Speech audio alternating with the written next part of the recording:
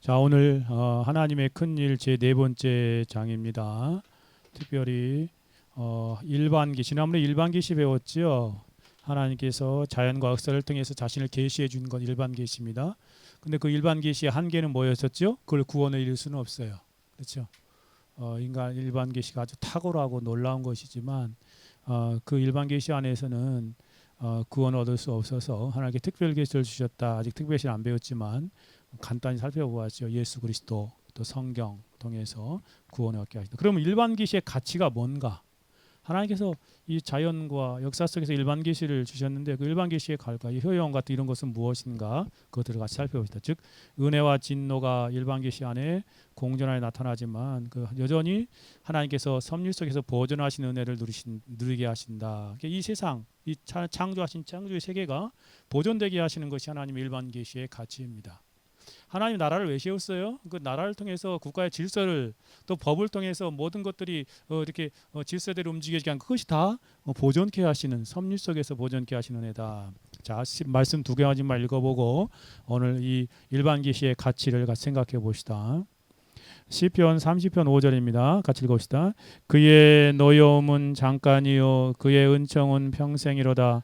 저녁에는 웃음이 들 것이라도 아침에는 기쁨이 오리로다.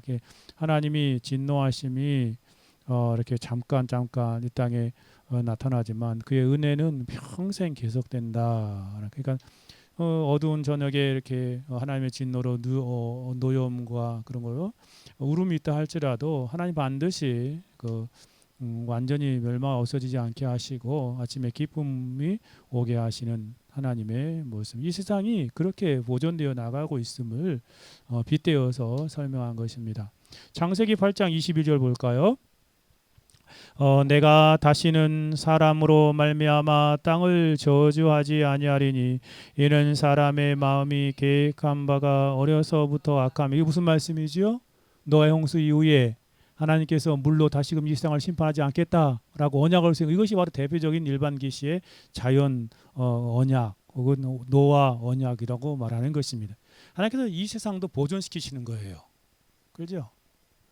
하나님께서 약속하셨잖아요. 이게 바로 일반 계시 안에서 세상을 보존하신 하나님의 모습입니다. 기도하고 하나님 말씀 듣겠습니다. 아버지 하나님 감사합니다. 우리에게 헤르만 바빙크를 통해서 간략하게 성경을 정리해 놓은 이 놀라운 교리서를 이 교훈서를 우리가 하나하나 더듬어 성경에서 말하고 있는 진리와 교리를 배워 나아갈 수 있도록 은혜를 베풀어 주시니 감사합니다. 이 시간도 하나님께서 우리 가운데 자연과 역사 속에 일반 계시를 주셔서 하나님 세상을 보존하고 유지하시는 하나님의 섭리의 손길들을 우리가 깨달아 알게 하여 주옵소서. 이 시간도 함께하사 주의 진리를 흥왕케 하옵시고 우리 마음 안에 우리의 그런 삶 가운데 적용하게 하옵소서. 주 예수 그리스도 이름으로 기도 올려드리옵나이다. 아멘. 자, 보십시다. 첫 번째 질문인데요. 일반 계시를 대할 때 우리가 피해야 할 극단은 무엇이며 타락 후 두 족속은 어떻게 나누는가라는 그 부분들을 생각해 보십시다. 즉 일반 계시와 특별 계시, 일반 계시가 한계가 있다는 거죠. 근데 역사 속에 보면은 하나님께서 일반 계시 안에서 이 세상에 있는 사람들을 다 섭리하고 계세요. 특별 계시 안에서 또 택자들을 이렇게 특별히 섭리하겠죠. 그런 측면에서 이 인류가 둘로 구분되는 그런 모습을 표현해 주고 있습니다. 우리가 그래서 일반 계시를 대할 때 세상과 역사 또 사람들의 일반 역사들을 우리 대할 때 우리 너무 극단에 치우치지 말아야 돼요. 그리고 또 타락 후에 두 족속으로 이렇게 쭉 나누어지는데 그 가운데서 하나님의 일반 계시가 이렇게 쭉 역서지는 역세상가 나타나고 그 안에 택한 자들의 그리스도에게 이어지는 특별 계시로 이렇게 분리되는 부분을 생각해 봅시다. 첫째, 계시를 대하는 두 가지 치우침을 경계해야 합니다라는 것입니다. 그것은 뭐냐면 특별 계시의 은혜에 몰입해 일반 계시를 무시하거나 그러니까 일반 계시를 무시하면 안 돼요. 일반 계시, 자연에 나타난 역사와 이 계시 하나님이 섭리 가운데 역사하는 것도 하나님의 계시예요. 그렇죠? 하나님이 주신 계시예요. 일반 계시를 무슨 사단의 영역에만 속한 그런 것으로 생각하면 안 됩니다. 하나님의 이 계시다. 반대로 일반 계시를 너무 과대평가해 가지고 특별 계시를 축소해서는 안 된다라는 것입니다. 이 일반 계시를 통해서 뭐 구원 얻을 것처럼 그렇게 너무 과대하게 평가해서는 안 돼요. 왜? 이 세속 국가는 이 일반 계시 안에 있는 모든 영역은 나중에 다 시작해서 끝이 있는 그릇으로 나가거든요. 특별 계시를 통해서 특별히 하나님께서 하나님을 바르게 알려주시고 그리스도를 알게 하시고 구원 얻게 하시는 놀라운 은혜를 베푸시기 때문에 그렇다는 것입니다. 여기 보십시오. 헤르만 바빙크는 이렇게 합니다. 우리는 일반 계시의 가치를 다룰 때 너무 지나치게 과소평가하거나 과대평가하기 쉽습니다. 즉 오른쪽이나 왼쪽으로 치우칠 위험이 안고 있다. 한편으로는 하나님께 특별 계시로 베풀어진 풍성한 은혜에 몰입하다 보면 구원의 은혜, 교회 안에 있는 구원의 은혜만 몰입하다 보면 때로 그 은혜에 충만함에 사로잡혀 일반 계시는 아무것도 아니야, 가치가 없어 라고 그렇게 말할 수 있다는 거예요. 그렇지 않다는 것입니다.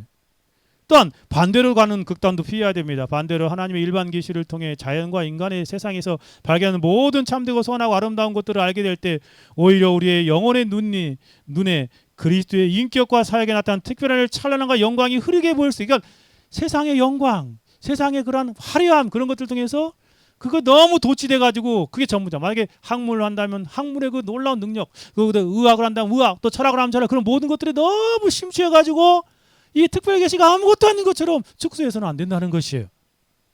쉽게 말해서 자연과 학문의 이성에 너무 몰입한 가운데 성경과 신앙을 무시하는 그런 어리석음은 빠지지 말아야 된다는 것입니다. 이 두 극단에 휘저는 안 돼요.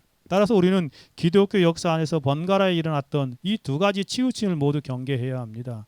가장 안전한 길은 성경의 빛, 특별 계시 아래서 인류의 역사를 살펴보아야 돼요. 일반 계시를 살펴보아야 합니다. 그 과정에서 사람들이 일반 계시로부터 무엇을 받았는지 분명히 아는 것입니다. 두 번째는 타락 후 인간은 진노와 은혜가 공존하는 눈물 속의 웃음과 같은 독특한 역설적인 상태에 놓여 있다라고 이 바빙크가 언급하고 있습니다. 즉 하나님께서 창조하셨죠. 일반 계시를, 일반 모든 역사를. 근데 타락 후에 인간이 하나님으로부터 이렇게 그 죄 가운데 진노 가운데 놓였잖아요. 근데 진노 가운데 있으면 도리어 하나님께서 일반 계시 안에서도 은혜를 주세요. 그렇죠? 일반 은혜이죠. 특별 계시에서 은혜를 줘요. 그러니까 인간 안에 하나님의 죄로 인한 진노의 그런 탄식과 눈물이 있지만 동시에 하나님께서 햇빛도 주시고 먹을 것도 주시고 모든 걸 공급해 주니까 웃음이 있는 거예요. 그렇지 않아요? 그러니까 인간이 이 보존되어 살아가는 것이죠. 이 두 가지 역설 상태에 놓이게 되었다라는 것입니다. 시편 30편 5절이 바로 그 말씀. 아까요. 저녁에는 울음이 깃들일지라도 아침에는 기쁨이 오리로다. 하나님의 노용과 은혜, 은총이 이렇게 같이 곁들여 있는 것을 보여요. 시편 90편 7절 14절 같이 읽어볼까요? 우리는 주의 노에 소멸되며 주의 분내심에, 그러니까 하나님께서 죄에 대해 다룰 때 이렇게 할 때 막 큰 어려움, 놀라고 무섭지요. 근데 14절 아침에 주의 인자심이 우리를 만족하게 하사 우리를 일생 동안 즐겁게 기쁘게 하소서. 정말 그렇습니다. 이게 교차하는 그런 눈물 속의 웃음이라는 독특한 표현을 바빙크가 잘 설명해 주고 있습니다. 세상의 이러한 현재 상태의 가장 깊은 이유는 하나님께 있다라고 바빙크가 지적하고 있습니다. 그분은 인간의 죄 때문에 진노를 내리시면서도 동시에 자기 뜻을 따라 끊임없이 자비와 은혜를 베풀어 주시는 하나님이시다. 또한 온 세상은 눈물 속에 웃음이라 불리는 역설로 가득 차 있다고 묘사하면서 타락 후 주어진 인류의 삶에 대하여 저주와 복은 놀랍도록 뒤얽혀 있습니다. 저주가 있지요. 죄에 대한 저주. 동시에 하나님의 복이 있어요. 일반적인 은혜의 복일 수 있고 특별한 은혜의 복일 수 있어요. 종종 하나처럼 보일 수도 있죠. 바빙 그렇게 말해요. 모든 대조와 역설의 해답은 결국 저주와 복은 함께 십자가를 가리키며 십자가는 지엄한 정의인 동시에 가장 풍성한 은혜다라고 그렇게 선포하고 있습니다. 타락 후에도 하나님께서는 진노가 있고 동시에 그 은혜 역사가 공존하는 세상의 모습. 그래서 이 세상이 보존되고 있는 모습을 보여줍니다. 또 한 가지 이제 하나님께서 창조하신 다음에 결국 그 타락 이후에 두 족속으로 쫙 갈라지죠. 이것도 하나님의 일반 계시와 일반 은혜 안에서 살아가는 인류의 족속들, 그렇죠? 그리고 하나님의 특별 계시와 특별 은혜 안에서 살아가는 그러니까 그 선택받은 백성들, 이것도 안 한다는 것이에요. 아우스티누스는 이것을 뭐라고 표현했죠? 신의 도성의 두 나라로 표현했습니다. 두 나라로. 그렇게 두 인류가 크게 구별되는 것을 보게 됩니다. 가인 족속으로 분리되는 것, 그렇죠?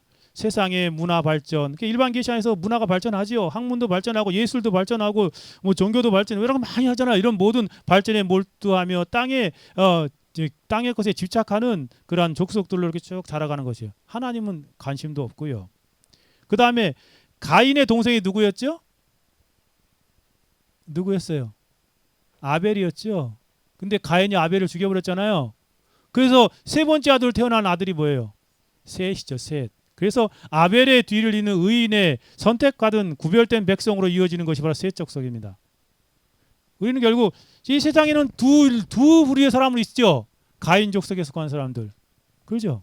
셋 족속에 속한 사람들이에요. 우리는 그 예수 안에서 선택받은 사람들은 바로 이 셋 족속에 속한 구별된 백성으로 이 땅을 살아가는, 이게 가인 족속 일반 은총 안에서 일반 계시 안에서 하나님 살아가는 존재들이고, 셋 족속 안에서는 특별 계시 안에서 특별 은총 안에 살아가는 사람들입니다. 그것을 우리 가운데 잘, 그들은 여호와 이름을 부르며 신앙을 고백하는 구별된 백성이다라고 가르쳐 주고 있지요. 창세기 3장 15절 같이 읽어볼까요? 내가 너로 여자와 원수가 되고 내 후손도 여자의 원수가 되게 하리니 여자의 후손은 내 머리를 상하게 할 것이요 넌 그의 발꿈치를 상하게 할 것이요. 여기 그러니까 이 두 부류가 나오죠. 두 부류. 아담이 타락한 다음에 하나님께서 이게 사단에게 하신 말씀이지만 내 후손과 여자의 후손이 나오잖아요. 내 후손은 그 일반 종 안에서 그 일반 계시 안에 살아가는 인류를 설명해서, 또 여자의 후손은 예수 그리스도를 상징하지만 그 예수 그리스도 안에서 이렇게 살아가는 일반 종에 살아가는 특별 계시 안에 살아가는 특별 계시인 예수 그리스도를 지칭하고 있는 그게 속한 사람들을 말합니다. 창세기 4장 27절도 셋도 아들을 낳고 그 이름을 에노스라 하였으니 그때 사람들이 비로소 누구를 불렀어요? 여호와 이름을 불렀더라. 가인은 여호와 이름을 부르지 않고 그렇게 살아갔지만 구별된 이 셋 족속들은 여호와 이름을 부르며, 여호와 이름을 불렀다는 것은 무슨 말이에요?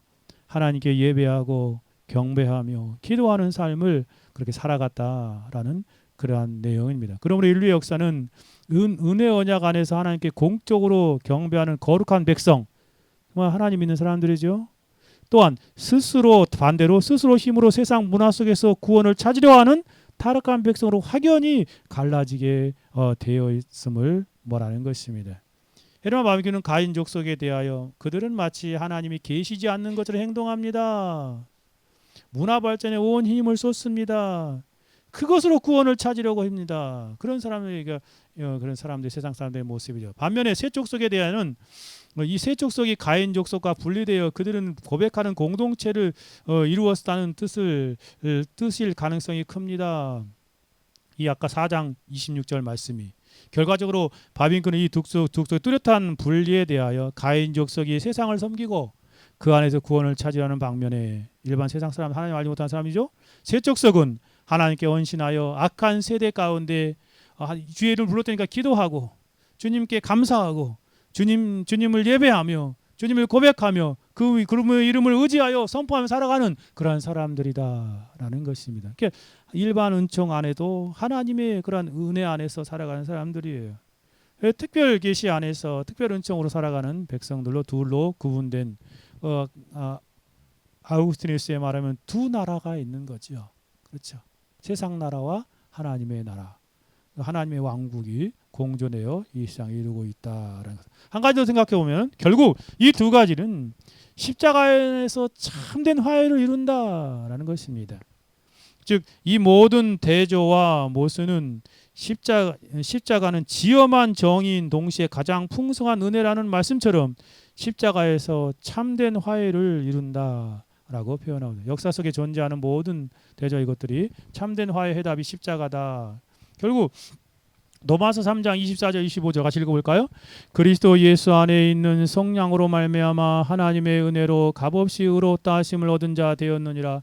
이 예수를 하나님이 그의 피로써 믿음으로 말미암아 화목제물로 세우셨으니 이는 하나님께서 길이 참으신 중에 전에 지은 죄를 간과하심으로 자기의 의로움을 나타내려 하심이라. 정말 그리스도 안에서 참된 화목제물 된 그리스도 안에서 사람들이 하나님과 또 인류가 참된 화해로서 구원의 영광을 누리게 될 것을 예표하고 있는 것이다라고까지 설명하고 있습니다. 이 십자가는 하나님의 엄유하신 진노와 죄를 향한 무서운 사랑이 완벽하게 고치는 구속사의 절정이다라고 그렇게 표현하고 있습니다. 그래서 십자가는 역사의 중심이라는 것이죠. 모든 모순이 화해를 이루어지는 자료다라는 것을 가장 풍성한 은혜라고 설명하는 것입니다. 하나님의 그런 모든 계시의 절정이 십자가라는 거예요. 그러니까 십자가로 다 온 인류가 참된 화목을 이루게 되는 것이다라는 것이다. 두 번째 질문입니다. 홍수 심판 위에 하나님이 창조 세계와 맺은 자연 언약이 노아 언약이라고도 하죠. 그러니까 노아 언약은 그 자연 언약이라고 말합니다. 물론 그 특별 언약 안에 있는 것이지만 일반 은총의 그런 계시 언약 안에 있는 것이죠. 이 노아 언약은 그 자연 언약의 목적과 특징이 무엇인가? 그러니까 일반 계시 안에서 하나님이 세상과 약속하신 그 언약, 그 자연 언약의 목적은 무엇인가? 그러니까 일반 계시의 목적과 특징도 우리는 여기서 동시에 알 수 있죠. 첫째 뭐예요? 인간의 마음이 어려서부터 늘 악할 뿐이기에 하나님은 다시 심판하기보다 창조 세계를 보존하기로 은혜로운 언약, 약속을 세우셨다. 그게 뭐예요? 바로 이 자연 언약이라는 거예요. 일반 계시의 언약이죠. 은혜 언약과 좀 다르죠. 그렇죠. 여기 이제 은혜로운 언약이라고 바빙크가 표현해서 저도 이렇게 표현하겠지만 그 자연 언약, 일반 계시 안에서 하나님께서 이 세상을 다시는 물로 그런 멸망하지 않게 하시기 위해서 보존하시기 위해서 쌍무지개를 여기 옆에 쌍무지개잖아요. 이 쌍무지개를 이렇게 주신 모습입니다. 창세기 8장 22절 읽어볼까요? 여호와께서 그 향기를 받으시고 그 짐승에 이르시되 내가 다시는 사람으로 말미암아 땅을 저주하지 아니하리니 이는 사람의 마음이 계획한 바가 어려서부터 악함이라 내가 전에 행한 것 같이 모든 생물을 다시 멸하지 아니하리라. 그렇습니다. 하나님의 놀라운 그 일반 계시 안에서 모든 인류를 그 홍수 때처럼 어떤 사람 그러더라고요. 홍수 심판 그 시대에 지금 인류만큼 그렇게 인원이 많을 수도 있었을 것이다라고 말하더라고요. 근데 지구를 완전히 그 물로 다 잠기게 하셔가지고 여러분 그 옛날에 혹시 그 창조과학회 어떤 그 교수님이 강의하는 거 들어보셨어요? 이 홍수 때 만약에 그게 정말 그 150일 동안 잠겨 있었다면 지구가 어떨 것인가?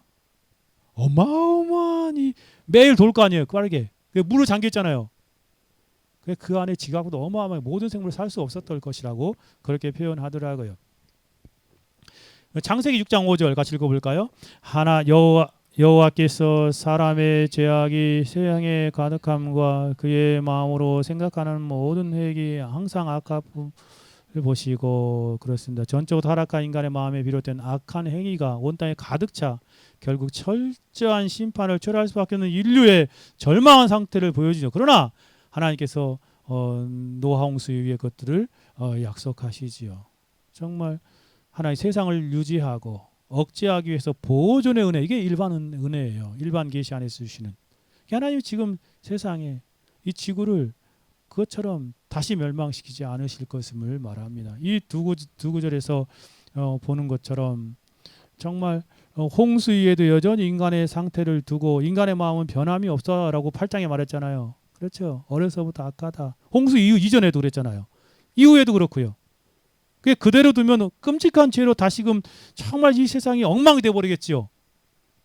그래서 하나님은 인간과 자연의 불변의 질서를 아래 두시고 그 둘이 걸어가야 할 길을 이렇게 규정해 주시는 자연 언약을 세우신 것이에요. 이제 이 모든 것은 홍수 이후 하나님께 창조 세계와 맺은 그 자연 언약, 노아 언약 안에서 이 세상에 일반적인 은혜를 계속 베풀어 주신다라고 그렇게 말하는 것입니다. 두 번째로는 이 언약은 은혜 언약과 구분된다. 이게 일반 언약이죠. 은혜 언약은 뭐예요? covenant of grace죠. 자연 언약은 covenant of nature. 정말 그 일반적인 그런 모든 사람이 보편적으로 주시는 은혜가 아니라 특별한 은혜인 일반 은혜 언약하고 구분되죠. 은혜 언약과 일반 은혜 특별 은혜, 특별 언약이죠. 이것은 생육하고 번성하라 라는 복과 함께 생육하라 번성하라는 뭐죠?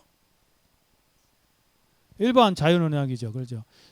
인류와 세상을 보존하는 보존의 섭니다. 그러니까 자연 언약은 일반 은혜는 이것처럼 일반 계시는 다 생육하고 번성하라는 창세기 주셨던 말씀과 세상을 보존하시는 보존의 섭니다라고 표현하고 있습니다.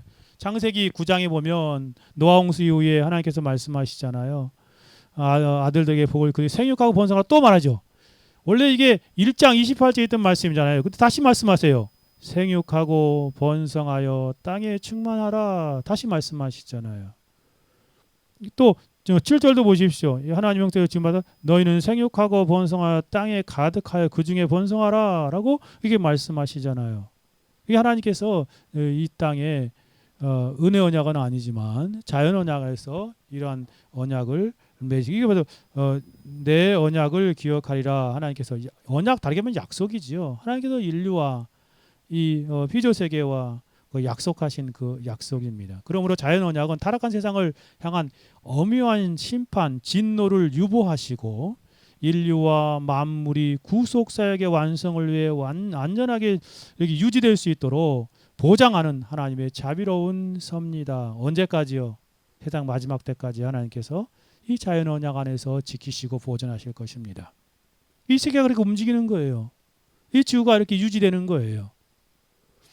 바빙크는 이 넓은 의미에서 하나님의 은혜로부터 흘러나온다 이 자연 언약도라고 그렇게 표현해요. 이게 이 언약은 교회 안에서 그리스도 안에서 교회와 맺은 언약, 즉 보통 은혜 언약을 부르는 것과 원칙이 구별된다. 그러니까 여러분 나중에 은혜 언약도 배울 거예요. 이 은혜 언약과 일반 은혜 이 차이가 있다라는 것입니다.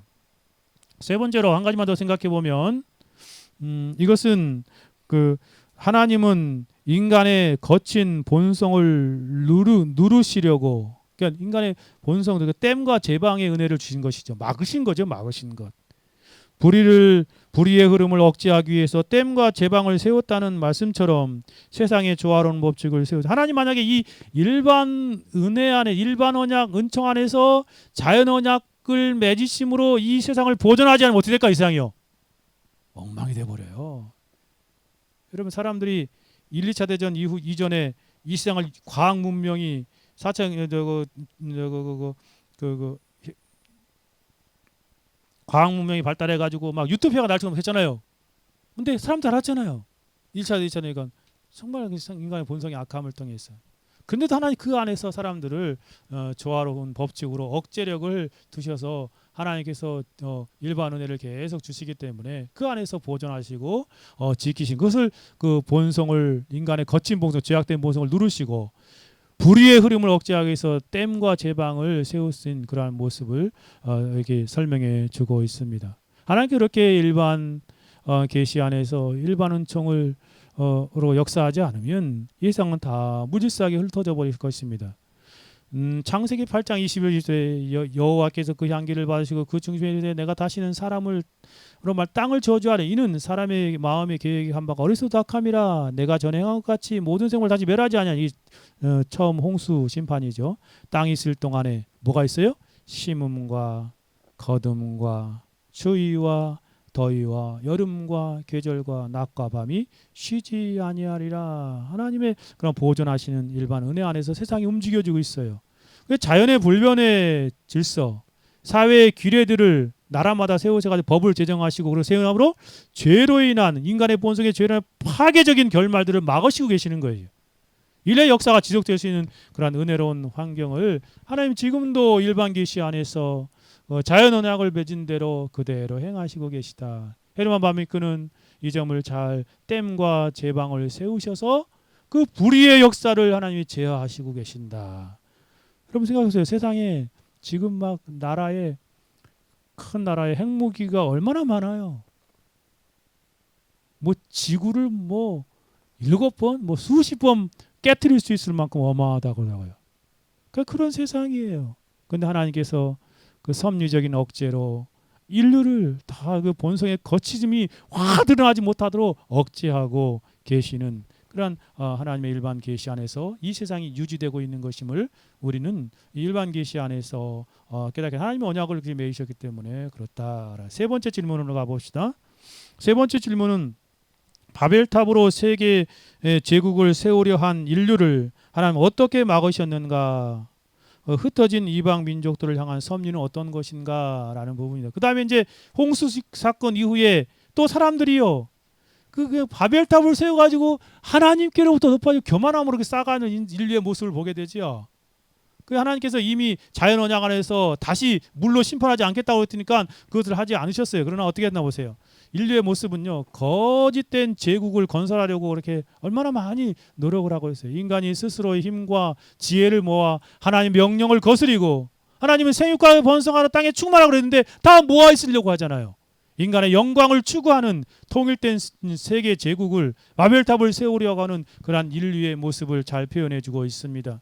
그래서 이 창세기 11장에 보니까 그때 왜 그렇게 사람들이 통할 수 있었냐면 온 땅의 언어가 하나였대요. 말이 하나였어요. 이게 다 전 세계 언어가 하나였죠. 이에 그들이 동방으로 옮겨가 신할 편지를 만나 거기서 거류하고 서로 만나 말하 자아 벽돌을 만들어 견고하게 굽자하고 이에 벽돌로 돌을 대신하여 역정을 지르대서요. 또 말하자 성읍과 탑을 건설하여 탑 꼭대기에 하늘을 낮게 하여 우리 이름을 내고 온 지면에 흩어지지 말고. 하나님은 생육과에 번성하여 땅에 충만하라고 했는데 사람들 더 모여 있으려고 하는 그러한 모습들을 보여주고 있습니다. 바벨탑 사건은 하나님을 배제한 채 인간의 지혜와 능력으로 결집하여 스스로 구원과 영광을 성취하는 타락한 인류의 헛되고 교만한 시도였음을 잘 표현해 주고 있습니다. 온 인류 하나를 묶고 하나의 제국으로 건설하고자 했던 그러한 모습이지요. 이 제국은 그 권세를 자랑하며 인간의 영광을 추구하는 것을 목적으로 삼고 있어요. 그런데 마침내 바빙크는 이렇게 말하죠. 이 사건의 신학적 본질을 두고 이렇게 말합니다. 여기에서 처음으로 인간의 모든 힘과 지혜, 모든 예술과 과학, 모든 문화를 직결하여 하나님과 그분의 나라를 대적하려는 사상이 역사 가운데 등장한 것입니다. 라고 이렇게 정리하고 있습니다. 하나님 가만 두시겠어요? 여러분 생육과 번성과 땅에 충만하는 것이 하나님의 자연 언약의 그런 새로운 또한 명령이잖아요. 그런데 이 사람들이 이렇게 했으니까 하나님 어떻게 해줘요? 언어를 혼잡해가지고 확 흩어버리시죠. 이거 다 일반 은혜 안에서 일반 계시 안에서 하나님이 세상을 섭리하고 계시는 자신의 목적을 이루어 가시는 그런 모습을 표현해 주는데 어떻게 돼요? 하나의 언어인데 언어가 혼잡해도 돼요. 흩어져 버리게 말이에요. 이 하나님은 언어를 혼잡스럽게 하고 거짓된 결속을 깨뜨리고 민족들을 온 땅에 흩어지게 하시는 그러한 모습을 보게 되어집니다.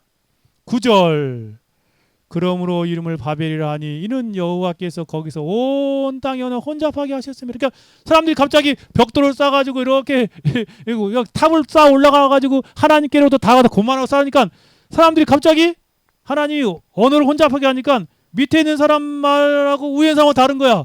옮겨지지 않는 거죠. 못 알아듣는 것이죠. 그래서 지금 이 세계 많은 언어로 이게 그때 흩어져서 쪼개졌다라고 그렇게 성경은 말하고 있는 것입니다.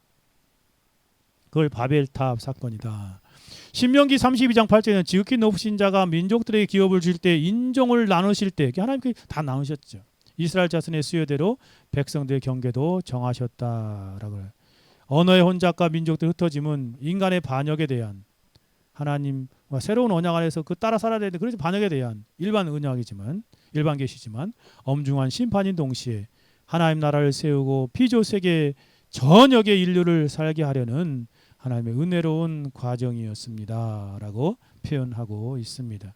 이 신명기 32장 8절의 내용에 대해서 그 배경으로 바빙크가 이렇게 설명하죠. 세상 제국이 해체된 것도 하나님 나라가 이 땅에 임할 길을 열기 위함이었다라고 그렇게 말합니다.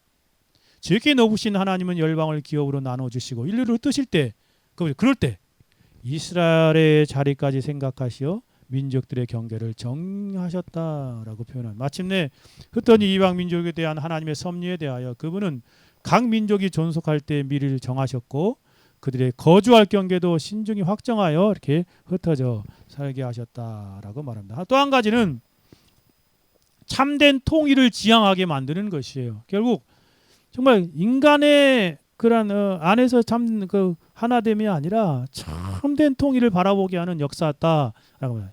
이 셋째, 이 흩어짐은 거짓된 통일, 바로 바벨탑 사건이 거짓된 통일이죠. 하나님 없는 자기 인간들만의 중심에 거대한 제국을 만들어서 자기들끼리 살려가는 것. 거짓된 통일이 깨어진 것은 참된 통일이 들어설 자리를 마련하기 위함이다. 이게 뭐예요?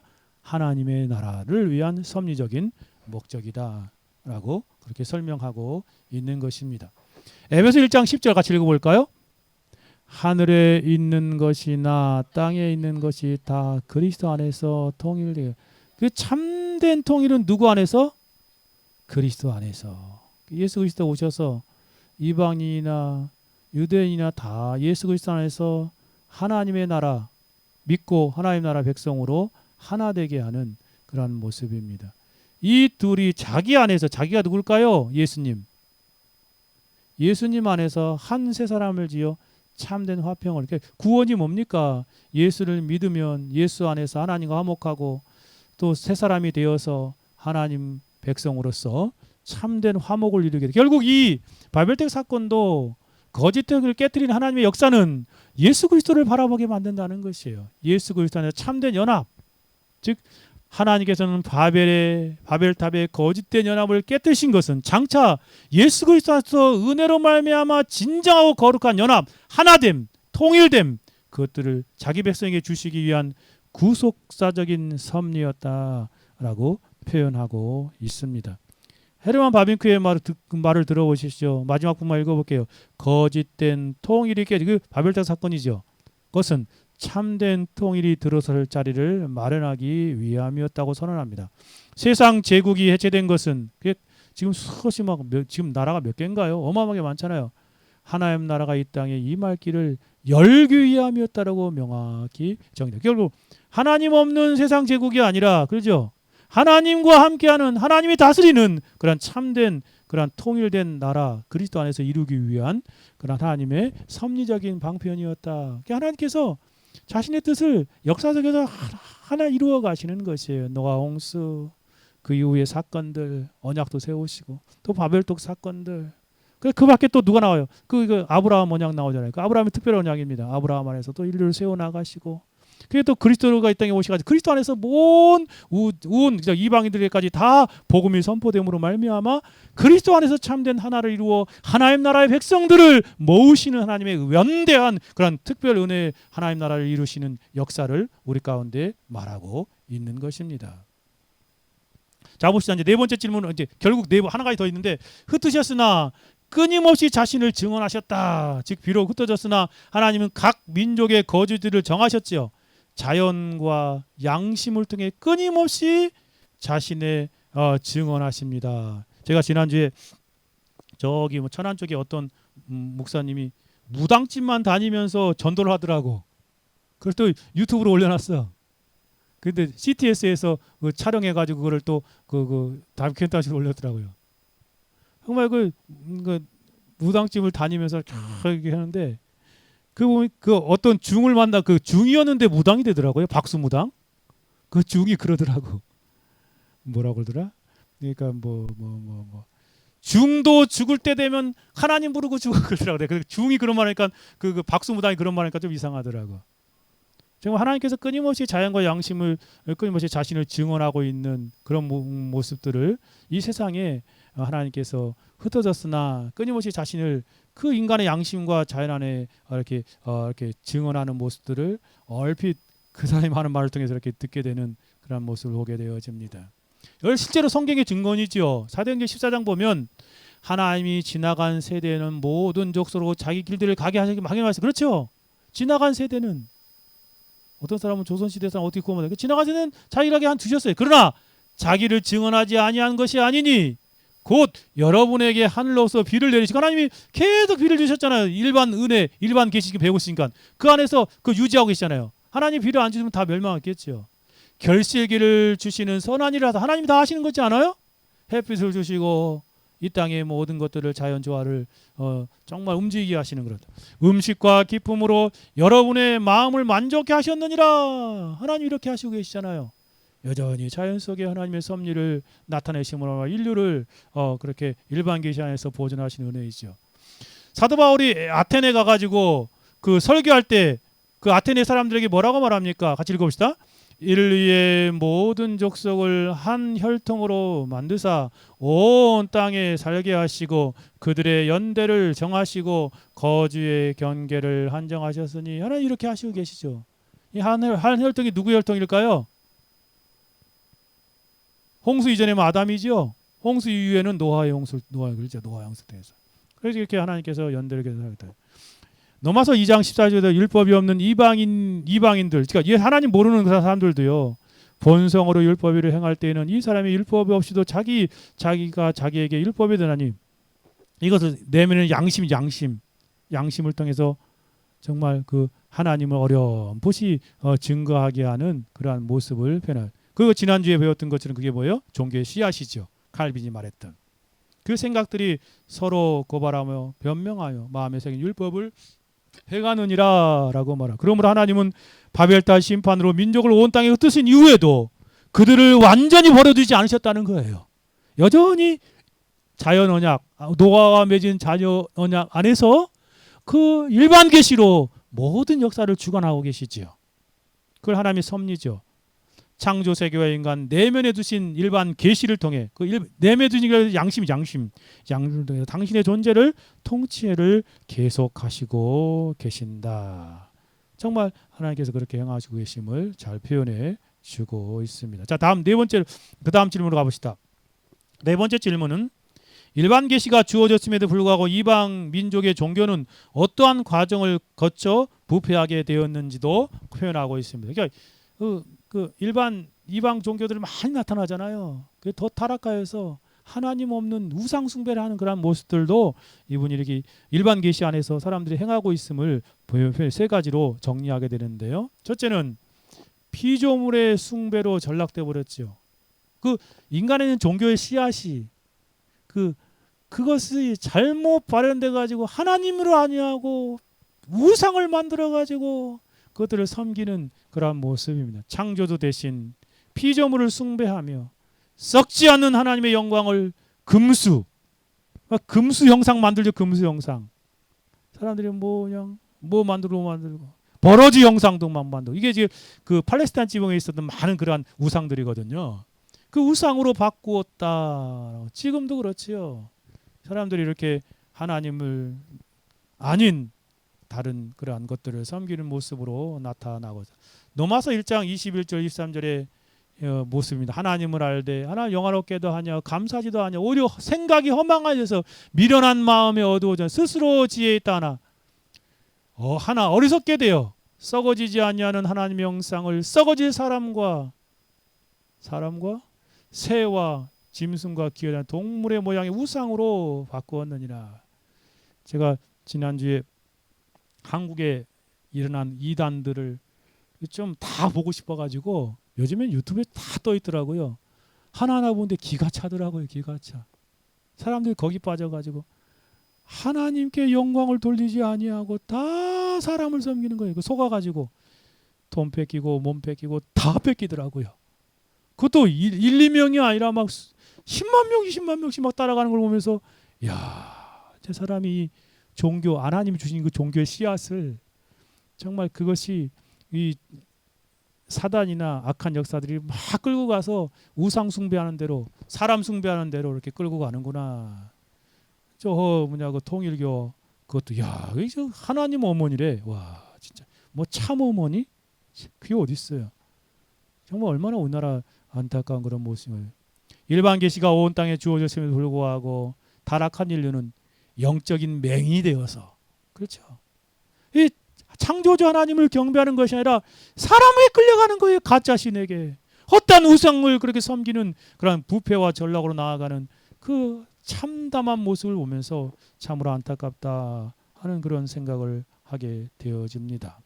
마침내 정말 이 바빙크의 표현을 보면 참된 신앙과 이교의 차이를 대조하면서 뭐라고 말하냐면 이렇게 말합니다. 하나님의 거룩함, 곧 피조물과 구별된 하나님의 절대적인 초월성이 이교에서는 영원히 사라진다. 정말 그 이교도들은 영원하지 않잖아요. 정말 다 사라져 버릴 것임을 우리가, 그런데 헛된 우상에 속지 말아야 합니다. 헛된 그러한 자기가 하나님이라고 말하는 사람의 우상에도 속지 말아야 돼. 다들 자기가 성령이래. 와, 진짜 참 안타까운 그러한 모습을 보게 돼. 이방 종교의 타락, 우상 숭배로 나가는 모습. 또 하나는 다신론과 구별된 붕괴. 그러니까 유일신 신앙 우리 신앙이죠. 하나님만 믿는 신앙. 다신론으로 타락하며 조물주와 비조물의 구별이 무너지고 죄에 대한 참된 인식이 사라져버리는 그러한 모습으로 흘러가는 이 일반 계시 안에서 타락한 그러한 인생들의 모습을 잘 보여주고 있습니다. 타락한 인류는 영적 어둠 속에 처음에 주어졌던 유일한 참 하나님에 대한 지식을 상실하고 피조물을 신격화하는 다신론적 우상 숭배로 쇠퇴하고 있습니다. 노마 신화도 다 그렇지요. 인간하고 뭐 다를 게 뭐가 있어요, 그 신들이. 그리고 이 땅에서 막 많은 그런 우상 숭배하는 모습들이요. 이로 인해 창조주와 피조물의 영적 질서가 완전히 붕괴되었으며 결국 자신의 부패와 비참에 대한 인식조차 잃어버리고 그게 죄인지도 알지 못하며 거기에 끌려가서 비참한 삶을 살아가는 모습입니다. 여러분, 만약에 이반 종교가 다신론에서 단일신론으로 발전했다는 세상의 가정을 반박하며 이렇게 말하는 것입니다. 원래는 다신론인데 우리는 다르잖아요. 처음부터 유일신이었잖아요. 성경이 가르치면 유일신이에요. 유일하신 하나님을 고백하는 것이죠. 어떻게 여러 신으로 타락하고 반복해진 것을 보여주고 반대로 가는 것이 바른 그러한 모습이지요. 세상 종교학자들은 뭐 처음에는 샤머니즘 있고 다신론 있다가 나중에 그 고등 종교가 저기 이렇게 유일신이 되었다는데 참 천만의 말씀이에요. 처음에 하나님을 믿는 하나의 참된 신앙이 있었음을 성경이 증거하고 있지요. 그러나 사람들이 정말 이 다신론으로 나아가 그래서 수많은 우상들이 이 땅에 세워진 것이 바른 성경의 가르침이지요. 결국 비참한 상태로 나아가는 그러한 모습입니다. 한 가지만 더 생각하면 결국 피조물을 막 만들어 가지고 그걸 막 신으로 섬기고 또 여러 가지 다신. 여러분 저기 일본에 뭐 종교가 우상이 뭐 2만 개래 2만 개. 와. 중국도 어마어마하죠. 이게 다신론. 근데 이렇지 않으면 더 나가서 인간의 이 타락한 본성이 결국 어떻게 나면 아니면 자력 종교, 자기 의지를 신뢰하는 자력 종교를 말해요. 객관적인 계시가 뭐예요? 하나님 말씀이잖아요. 여러분 객관적이고 사실적인 계시가 하나님 말씀이잖아요. 이것을 잃어버린 인간은 점술 얼마나 많아요. 마술, 우나라, 야, 내가 여기 무당이요 교회 숫자보다 많더라고. 50만이래 무당 숫자가. 우리 이 한국 교회가 5만 개라고 얼마 말했는데 지금은 막 4만 개 정도 되려나 모르겠 많이 줄어가지고 그래봐야 한 교회당 해봐야 몇 명이 돼요 목회자들. 근데 무당은 50만 명이래. 야, 이게 다 자력 종교. 스스로 신을 뜻을 조정하며 구원을 얻으려내려는 자기의 자력 의지를 자력 종교로 빠져버리는 인간의 타락한 모습이지요. 인간에게 부패함이 크게 달하여서 이러한 모습으로 나오는 것입니다. 타락한 인류는 진리의 객관적인 진리와 계시 하나님 말씀의 빛을 상실한 채 자신이 만들어내는 욕망을 따라 채우려고 그렇게 자꾸 신을 만들어요. 우리나라에요. 자신이 하나님이라고 말하는 사람이 역사 속에서 7명이 되었더라고요. 7명. 그리고 어떤 중에 제가 지금 지난주에 봤던 건데 국내 2000년대 초기 1900년 그때 1994년 그때 한국 어떤 이게 저기 산골에 그냥 농사 짓는 아저씨가 있어서 그 사람이 거기서 이렇게 성경을 가르쳤나 봐. 그때 한국교회가 너무 부패했잖아요. 그 사람이 이렇게 성경을 가르치고 사람들이 막 그 말 들으려고 막 몰려들다가 그게 하나 종교가 되어 버렸어. 그래가지고 뭐 그 자기 마을을 구성하고 막 그러더라고. 그 나중에 막 핍박을 받으니까 그 사람들 데리고 다 어디로 갔냐면 브라질로 갔어요.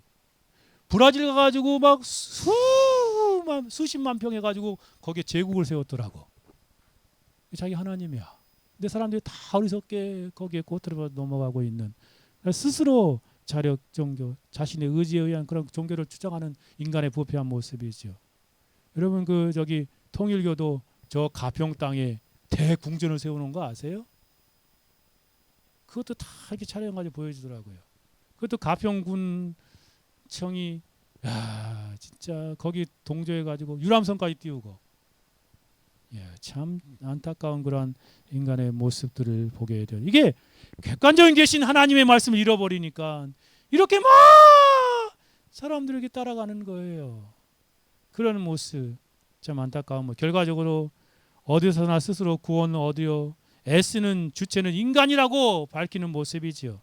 이 이교 세계에는 그러나 이곳에서도 정말 구속, 속죄은의 참된 본질을 알려져 있지 않다라고 그렇게 말하는 거예요. 마지막 다섯 번째 질문입니다.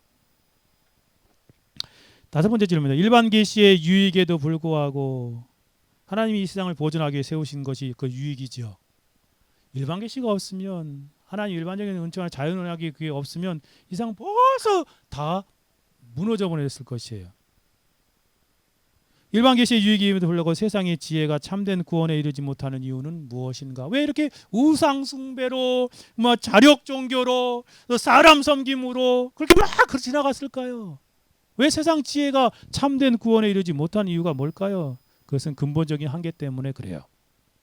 근본적인 한계요. 많은 철학, 종교, 여기 이제 이 종교 개혁자들은 이게 뭐냐면은 우리가 말하는 그런 이렇게 종교 개혁자를 말하는 게 아니라 각 세상에서 종교 자기가 만들잖아요. 자기 종교를 그런 개혁하고 뭐 새롭게 그 불교도 그거잖아요. 자기가 시달타가 그 해가지고 만드는 거잖아요. 그 거짓 종교를 자신의 시대에 거짓 종교를 고치려 했으나 거짓 종교의 그런 생가지를 잘라낼지는 모르지만 그 뿌리 자체를 뽑아내지 못했다는 거예요. 그래서 근본적인 한계가 있기 때문에 일반 계시로는 이 구원이 불가능하다. 참된 개혁이 불가능한 것이죠. 오직 말씀. 그래서 종교개혁, 우리 칼빈을 비롯해 루터, 칼빈을 비롯한 이런 종교개혁의 핵심이 뭐예요? 계시로 객관적인 계신 하나님 말씀으로 돌아갈 때 참된 개혁이 일어나는 것이에요. 그렇죠? 정말 그렇습니다. 그것을 표현하는 것입니다.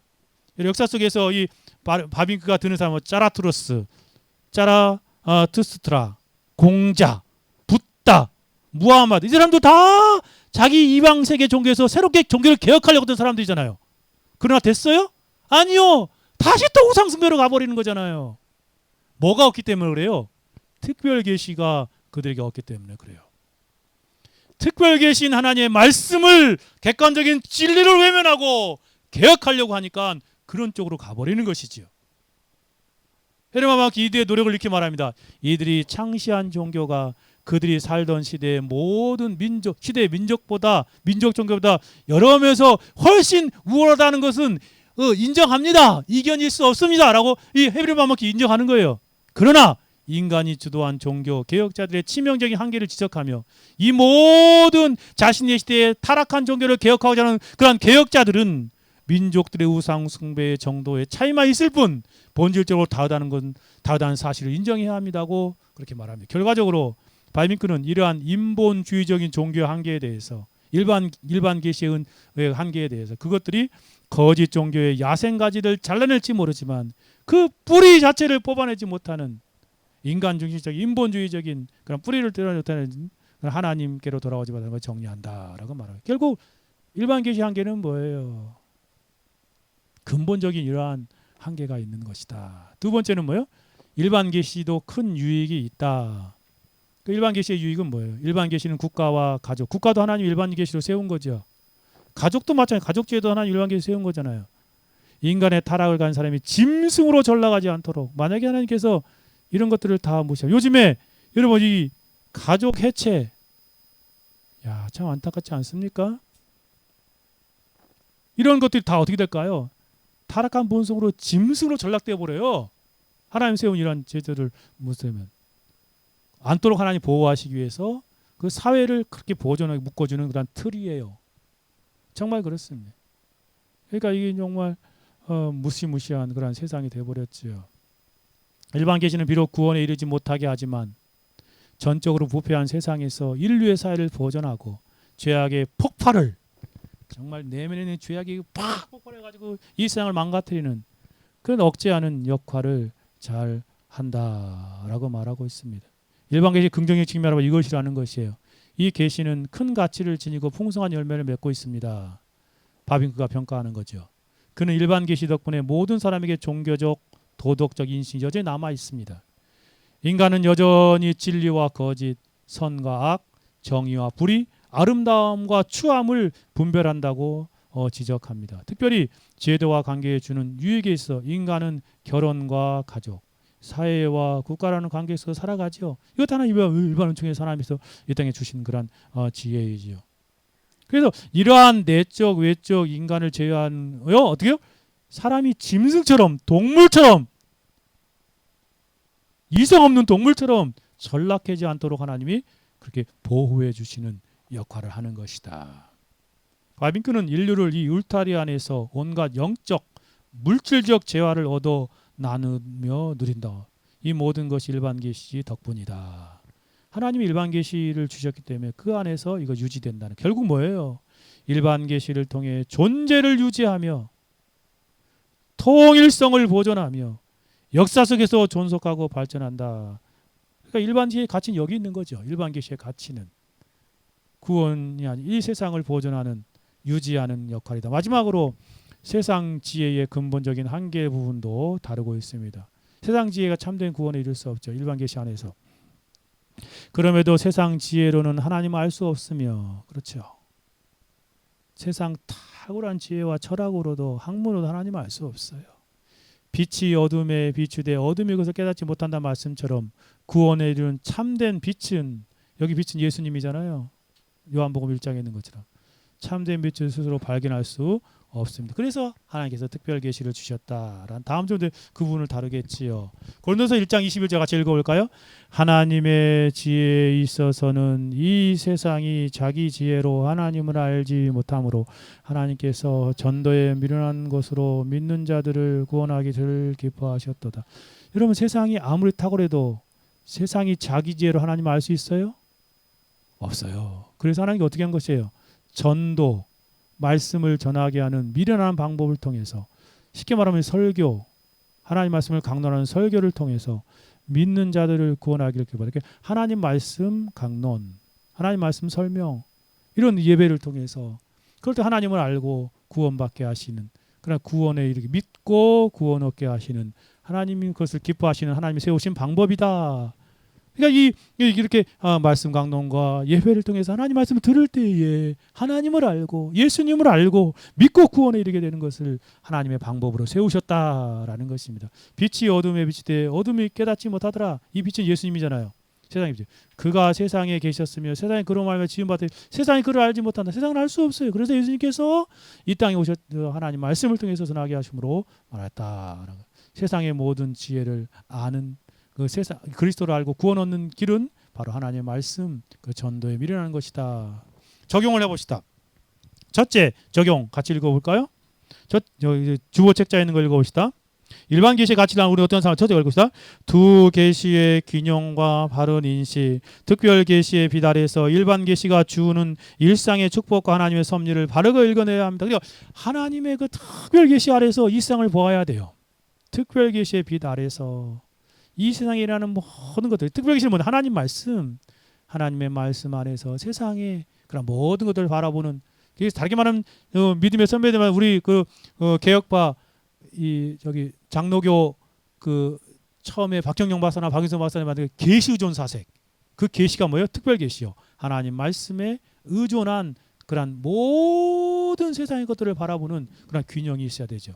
특별 계시가 주는 빛 아래서 일반 계시가 주는 일상의 축복. 하나님의 섭리를 바르게 읽어내. 칼빈이 말했듯 자연과 역사라는 거대한 책은 일반 계시죠. 자연과 역사라는 거대한 책은 오직 성경이라는 맑은 안경을 쓰고 볼 때 비로소 그 글씨가 흐려지지 않고 창조주 하나님의 영광을 또렷하게 읽어낼 수 있습니다. 그러니까 우리가 늘 성경이라는 안경을 쓰고 살아야 되는 거예요. 그리고 세상을 이 계시 의존 사색으로 바라볼 때에 바르게 인식할 수 있다라는 것입니다. 하나님을 바로 알고. 두 번째는 뭐예요? 두 번째까지 읽어볼까요? 보존하시는 은혜에 대한 찬양이다. 그렇습니다. 하나님이 일반 계시 안에 세상을 보존하고 계시잖아요.